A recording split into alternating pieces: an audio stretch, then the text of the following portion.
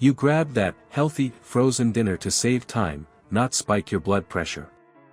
But here's the quiet trick: salt and stabilizers are doing the heavy lifting, not the food. Labels with hearts and wholesome fonts. They can rest on loose standards, while the ingredient list tells the real story. Stay with me. We're pulling back the box flap on pizzas, chicken dinners, and pot pies that lean on over 1,000 milligrams of sodium per serving and imitation add-ins. I'll show you the 2 label lines that give away the salt trap, and what to swap in to protect your wallet and your numbers. Quick favor before we move on. If you appreciate this content, consider giving this video a like and subscribing to the channel. Believe it or not, more than 92% of viewers haven't subscribed yet.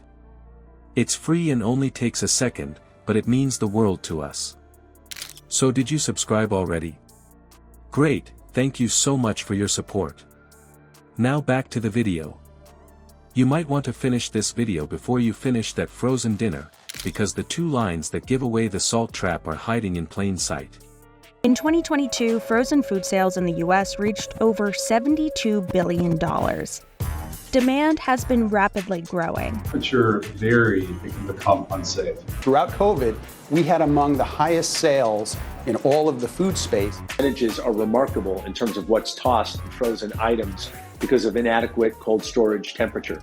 Let's start with the promise. You see green leaves on the box, a tidy badge that says smart or balanced, and words that sound like a wellness plan. The pizza looks crisp, the chicken looks clean, the pot pie looks cozy. The front sells a feeling. But here's the kicker. Flip the box and the nutrition panel tells a different story. You're staring at 700 to 1,200 milligrams of sodium per serving, and that serving is staged small. The whole tray is often 2 servings, not 1. Eat what a normal person eats and you just doubled your sodium without knowing it. Take the classic chicken dinner with gravy and mashed potatoes. It looks restrained on the cover, a neat square of comfort. On the back you get close to half your day's sodium in a single sitting. And that's before a roll, a side, or anything you add after the microwave beeps. Here's why it shows up like that. Frozen meals lean on salt the way a stage crew leans on duct tape. It is an industrial preservative, and it is a flavor mask. Cheaper cuts, imitation cheese, and watered-down sauces spend months in a deep freeze. So the consumers are buying more frozen product. It's going to require more storage capability and a more efficient supply chain. When COVID happened, when supply chain everything got shut down, you saw a huge spike in frozen food, sometimes 30, 40, 50% year-over-year basis. What can consumers afford? A great study by Cornell that looked into how much waste the average consumer has between both fresh and frozen, and what they found was for frozen food, you're 5 times more likely not to encounter food waste. Salt props them up so the final bite feels louder than the parts deserve. Frozen pizzas are the case study. The crust often carries added sugars and emulsifiers. The sauce is tart with citric acid and sweeteners to hide the flat notes from processed cheese. Meat toppings bring fillers. The cheese blend may not be all cheese.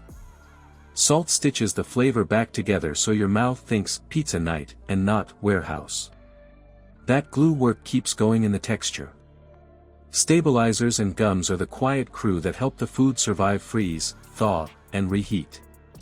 They hold water, keep the bite from turning mushy, and stop the sauce from breaking.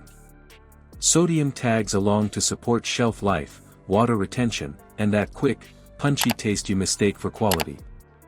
That snap on the tongue feels like real seasoning.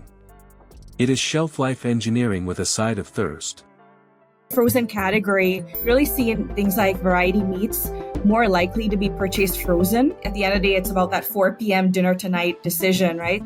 Most frozen food products reported double-digit increases. We did a recent survey and found that over 80% of consumers look to frozen to reduce in-home food waste and also save money. Freezing technology really hasn't gained leaps and bounds. Blast freezing, and what that means is, let's say strawberries are coming out of a field in California. Pot pies hide it under a flaky lid. The filling leans on thick gravies built with hydrogenated oils and processed meats, and the sodium does double duty, preserve and persuade. You spoon through a soothing sauce, but the numbers stack high, and the portion stays small. The crust sells comfort while the label sells the truth. Even the vegetable corner is not a free pass. Pre-seasoned or pre-sauced bags can slide in a few hundred milligrams of sodium per tiny half cup. Lightly seasoned sounds harmless. It is not always light. Those powdered dairy or soy add-ins are there to create creamy or buttery notes after a thaw. They also add to what your kidneys have to handle. Appetizers play the same game in miniature. Mini quiches and sticks come pre-fried in industrial oils, patted with stabilizers and artificial flavors, then salted so they hit fast.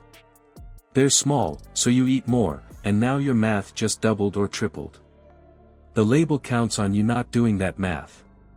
Pasta bowls push it in a different way. Simple starch, low-grade cheese, and an imitation sauce create a rush that fades fast.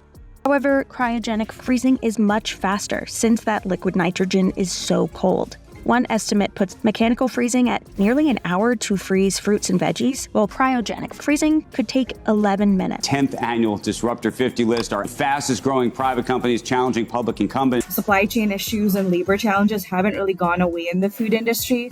Where's the stuff? What can consumers afford? One great study by Cornell that looked into how much waste the average consumer has between both fresh and frozen, and what they found was The box says classic or homestyle to sell memory. The formula is built for crave, not for value.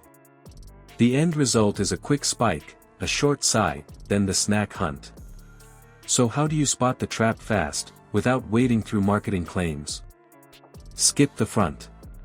Go straight to the two lines that matter. Mini payoff. First, sodium.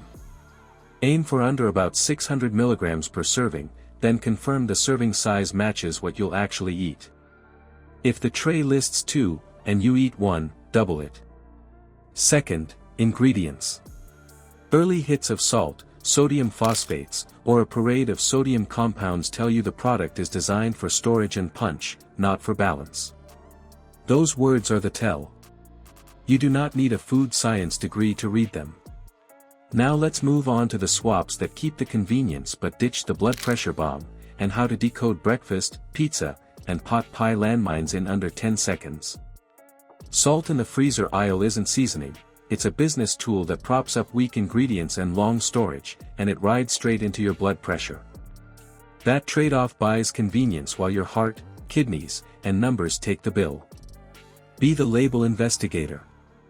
Scan sodium per serving and the ingredient list before the logos. If this gave you something to chew on, hit like, subscribe, and share it with someone who lives on frozen meals. Next, we'll test which healthier frozen picks actually pass the sodium sniff test, and which ones just wear a halo. Spoiler, the real keeper looks boring until you read the back.